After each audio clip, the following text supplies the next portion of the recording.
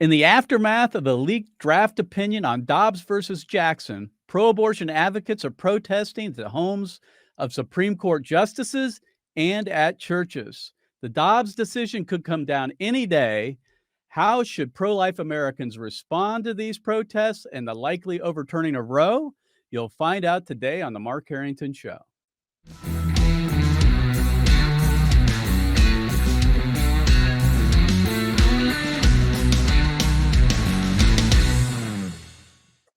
The Mark Harrington Show is brought to you by Created Equal, and you can support our ministry and the radio program by going to createdequal.org. Click on the donate link. And if you like the program, please subscribe to our podcast, which you can find on any of the popular podcasting platforms. Share it with your friends and leave a 5-star review. Well, today we're going to be talking about how to plan for a post-Roe America, preparing for that with the possibility of, or high likelihood, that this is going to be happening. And now that we've seen this leaked draft of the majority opinion written by Justice Samuel Alito. And so in order to talk about this today, I have as my guest Eric Scheidler, who is the executive director for the Pro-Life Action League. Eric, thanks for being on the program. It's great to be with you, Mark. So, Eric, let's jump right in. I don't want to spend a whole lot of time on the draft opinion. That's kind of old news now, that it was leaked and all of that stuff. We've all read it. We know what's in it. We're praying that it's the final thing, that at least if there are some small edits to it, that this is going to be the final opinion of the U.S. Supreme Court on Dobbs v. Jackson that'll overturn Roe versus Wade.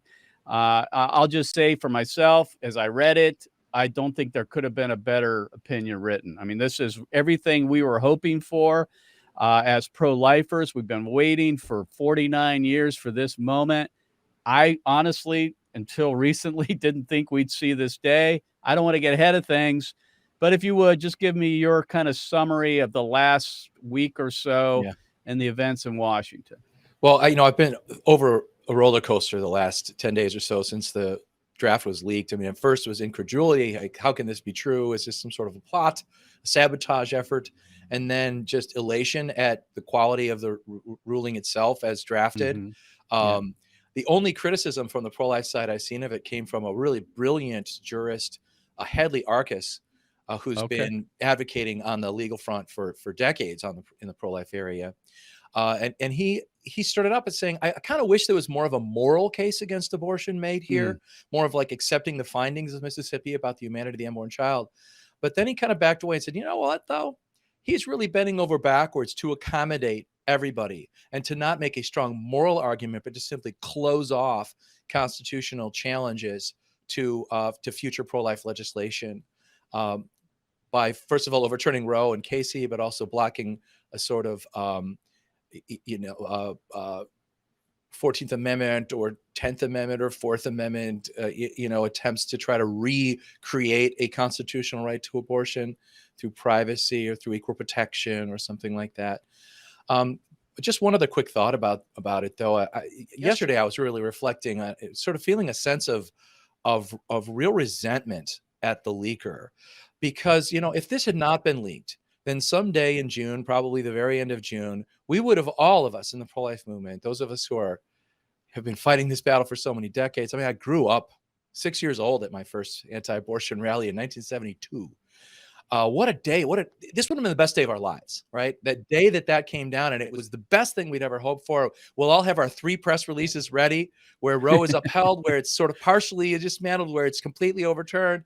And we just sent the right one out and just celebrated. It would have been a day of ecstasy, absolute ecstasy. And that was taken away from us. Yeah. And I thought, how incredibly how sinister, how diabolical. I thought, how satanic to take this away from us. But then I thought, well, this is how God operates. The devil may have been trying to pull something here, but I think maybe God is really trying to humble us. This is not about our victory. And this is not about our triumph over our enemies. Right. Instead of a month of hopeful anticipation, instead we have a month of incredibly nervous, anxious anticipation because we're not sure this ruling will stand. We're pretty sure, and it's just we're going to have at best a sort of sense of relief. on Yeah, that well, I day. I can agree with you that on that. It was it was anticlimactic in a lot of ways. I'm just sitting in front of my computer on a Monday night, and I get a text from a good friend of mine, Jonathan Van Mara, saying, "Dude," it gives me the Politico article. I read it. I see the draft opinion. I spent the whole night up until about 3 a.m. reading the whole thing. That's not how I wanted it to go down. But then again, like you say, I think providentially, this may actually work out in our favor, in the hopes that, in my view, that this will solidify the leak will solidify the opinions of those 5 or possibly 6 justices that will vote to overturn Roe versus Wade. I can only hope that that will be the case. I don't know if the leaker is going to be found or even exposed prior to the opinion being handed down. I doubt it. I imagine they're going to hold on to that, whoever it might be. But I imagine we're going to find out. We're going to find out soon enough. Yeah. And so, Eric, what I want to do here is we've been talking, of course, after this leaked opinion about what will we do as a movement once this decision is handed down, assuming it's going to go in our favor. And of course, if it doesn't, we have to be prepared for that as well. And so we convened a conversation with our friends there at Citizens for Pro-Life Society with Monica Miller, and had a call with lots of people on the call talking about what to do. And that's what I want to spend a little bit of time on that. And I want to get your opinion on what's happening in your state, which is going to be more than likely what we might consider an abortion haven. That is the state of Illinois, and what you might be planning to kind of counteract that. And then just talk about the protests themselves, because there's been a lot of media about that. So let's dive in here. You launched a website, overturnroe.org. And I think originally, tell me at least the genesis of that. It wasn't really in necessarily knowing when this was going to come down, or it was going to come down in our favor. Tell us about the website, and then let's talk about what we're planning here with the opinion being handed down, hopefully before, well, obviously it'll be done before the end of June. Right. Well, overturnroe.org, we launched it last fall once it became clear that this Dobbs, once we found out when the Dobbs hearing was going to be. This was a case that many of us have been watching for years. I checked my notes when the case kind of finally went before the court to see when it first showed up at the meetings I've been at and stuff. Way back in 18 and 19, it had a different name. It wasn't Dobbs. It was a Huntington or something. I should know that. It was some other official in Mississippi who was on the case. And, they're interesting case. Keep an eye on whatever. This could be helpful. Suddenly, boom, spring or really early summer of 2021, we find out the Supreme Court's going to take this case, and that it really could be significant. I was very skeptical. I've been hearing about the next case to overturn Roe for decades. I didn't think it was going to. So when we found out this case was really had some legs, it sort of dawned on a lot of us sort of slowly over the course of the summer.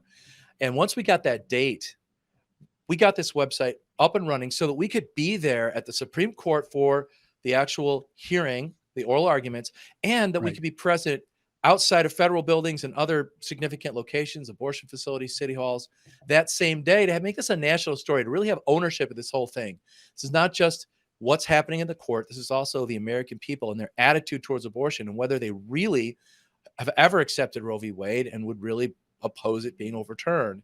We had outstanding, over 100 rallies around the country, outstanding results, great media coverage of some of those rallies. It's an unprecedented opportunity for media. And at that time, we knew that when the ruling finally came, we're going to want to do this again. We're going to want to be out in public. And now that we know that, barring some bizarre, series of events, and Politico, the site that released this draft, just the other day published another article saying, yeah, this is the last draft, and nobody has defected. So now, how do they know that? I haven't seen that article. What are they? I just pulled it up, and so I can't really speak with authority about it. I assume it's the same. Whatever leak, they're still talking to that person, I imagine. Oh, is that right? Okay. That would be my guess. So I'm encouraged by that.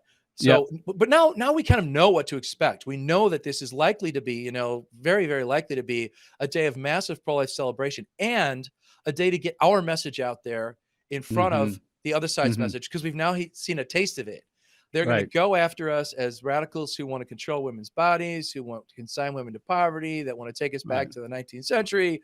We've Take seen away the all the other rights, and yeah, we're going to exactly. stop there. You're not going to be able to marry someone of another race or even Yeah. go to the church of your choice. You know, we're going to block. Yeah. It's a whole new theocracy. But we've seen that now, and we can respond to it, I think, a little more effectively once the ruling is official. That's an advantage for us. Mhm. So we want to be out ahead, and we really just want people to be able to participate in this, because, you know, for the last almost 50 years now, we've been going to the March for Life in Washington, D.C. on January 22nd. We've had Right. marches for life all over the country. We've had memorials. People go to church that day. January 22nd has been this anniversary.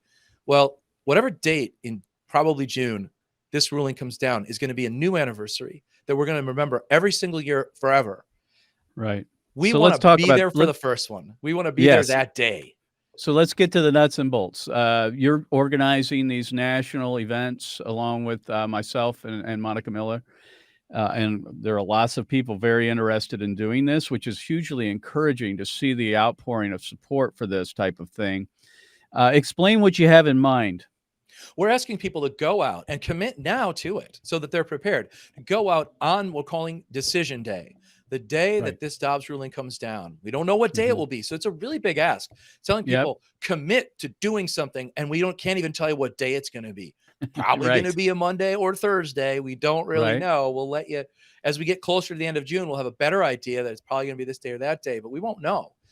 We had an incredibly successful conference call with leaders all over the country who we organize with on various different projects throughout the year. Over 200 people came on that call. We already have about 50, maybe even over 50 at this point. Oh, that's People who super. have committed to holding an event in their town, even Right. without knowing the day. So we're asking people to sign up. Go to overturnroe.org and you can find out all about what this event is, the planning that goes into it. Number one is anyone who's organizing one of these, we've given them their marching orders. Number one is to alert everyone in their pro-life sphere, every Facebook friend, every email contact, that this is coming, so that they're waiting and ready and they're watching their email, especially as the end of June gets closer. Keep an eye out. You know, if you've got 10,000 emails in your inbox, now's the time to clean them out so you're ready to see the alert when it shows up. Yeah. We It's provide, and kind we're of like not. it reminds me of the Minutemen in a way. You know, it's like you got to have Absolutely. your powder dry. You got to be ready to go when the decision's handed down, and keeping your ear to the ground for news that that the decision's been handed down, and be able to move on that Yeah, day. I mean, keep an we're ear open at night for the redcoats are coming. You know, this is Paul absolutely Revere's ride. You know, um, but we help with all of this. We're not just telling people, "Hey, go do a bunch of stuff." right. We've got I wrote a really, I'm very proud of it. I wrote a really, I think, very excellent heads up email that people can send out to their list saying, "Hey, guys, this is what's happening. Be ready," so that your list knows about it. So you just put in your own information. We're going to hold it at noon at the city hall, or we're going to hold it at 2:00 at the federal court, whatever it is, so that people know what it will be when it comes, and then they can be prepared for it. Yeah. So, folks, if you want to find out more, you want to go to overturnroad.org, the website, and there's a couple of tabs. One's at the top that says Find a Rally, and that would be for those who are not interested in organizing one, but want to participate in one. And then there's one tab called Plan a Rally, where you could be the person that would help to organize it in your city. And you can check out and see if there's already one being planned in your city. And if there isn't, sign up and be one of those captains. One thing I love about the website, Eric, is you guys have gotten really good at this over the years, because you've organized these national events, starting with the Protest PP events in 2015 with the David Daleiden, the information regarding the baby parts scandal of Planned Parenthood and the national protests that erupted in the aftermath of the release of those videos. And ever since then, you've kind of kept this group going. I mean, this activist, loose, kind of group going all over the country. And for moments like this is when this really matters. And you've been able to mobilize a lot of people. And that's what I love about the work you've done, that you don't leave a lot of guesswork in here. People, if they think, oh, I've got to figure out how to do it. No, it's all there. And that's why I think it's so well done. And I think almost anyone could organize one of these things. We're going to be doing it here in our city in Columbus. We're hoping to get together a coalition of other pro-life organizations and be ready at a moment's notice once this decision is handed down, assuming that it's in our favor. So Eric, let's talk about that. We're assuming it's going to be in our favor, but if it's not, I mean, do we have other kind of ideas as to what we still need to go out, right? I mean, we're still, if that worst case scenario and this doesn't come in our favor, and there's some last minute defection amongst the 5 or 6 that were going to vote for this in the event initially, we're still telling people they need to respond, right? Yeah, I'm seeing that there's really only 3 possibilities, Right. and there's different kind of, in my mind, different kind of way of planning for each one. If the Supreme Court does actually release the ruling that we've seen, we're prepared for that. That's the way we're presenting this. That's the way I'm writing. One of the tools we give people, by the way, because media is critical here. If there's any television station, radio station, newspaper in your town, they will come and cover your. I mean, I could almost promise you, if you never get coverage for any pro-life thing, you will this time. Yeah, they want the local angle. And we'll provide the press release for you. You just put in your details for your thing. Well, we're prepared for Roe to be overturned. I think it's going to be a little more challenging if somehow a judge defects from this ruling, and John Roberts, it seems like, is maybe trying to put up some middle ground. We'll still have a victory. I'm sure they're going to uphold the Mississippi 15-week ban. We'll have to, to shift gears at the last minute, but we'll be prepared for that. Yeah. But the third possibility of Roe being upheld, I'm not really preparing for that. And that may sound kind of strange, but there's kind of 2 reasons for that. One is I think it's extremely remote, and we can't prepare for every single possible contingency. I mean, I have fire insurance on my house. I don't have flood insurance. I'm not that close to a river. It could happen, but it's not worth the cost.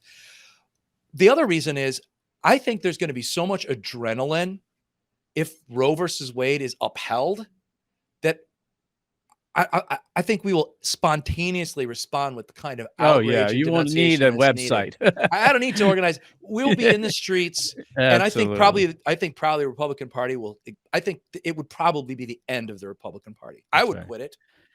So let's do this, Eric. We got a little bit of time left. I want to make sure that we cover some of the breaking news here.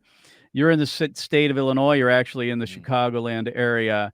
Your Mayor Lori Lightfoot, has been out in front as someone who's very outspokenly pro-abortion, of course, but came to the podium, I think it was yesterday, maybe it was the day before, and talked about how Chicago's going to be a haven for abortion, and that if people around the Illinois areas, whether it be Wisconsin or Indiana or other neighboring states that might outlaw abortion, she wanted to let everyone know that they could come to Chicago to get their abortion. So we want to play this clip. This is Lori Lightfoot, the mayor of Chicago, and I want to get Eric's response to it.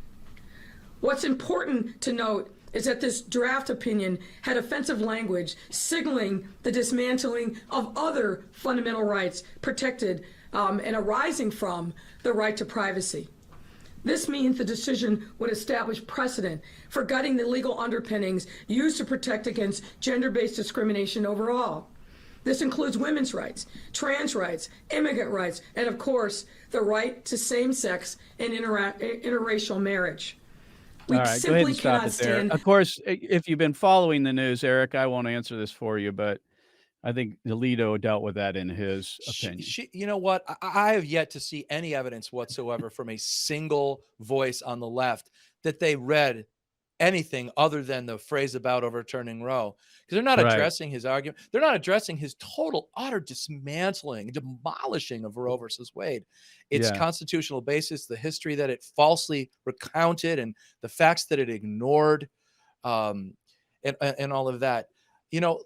Lori Lightfoot she's a true believer. I mean, she's an absolute radical leftist. Her COVID policies, she's a lesbian married to a woman and all of that. She's radically pro-abortion. But something else going on here is that she's been an absolute disaster of a mayor for Chicago. We just lost Boeing. That was a huge coup when we got Boeing from Seattle. They're moving now to, I don't know, somewhere out east. We've lost Boeing. Her extremely strict COVID policies, her hypocrisy. I mean, she famously went and got a haircut in the middle of the early COVID lockdown. So she's trying to shift attention away from her failed policies for Chicago.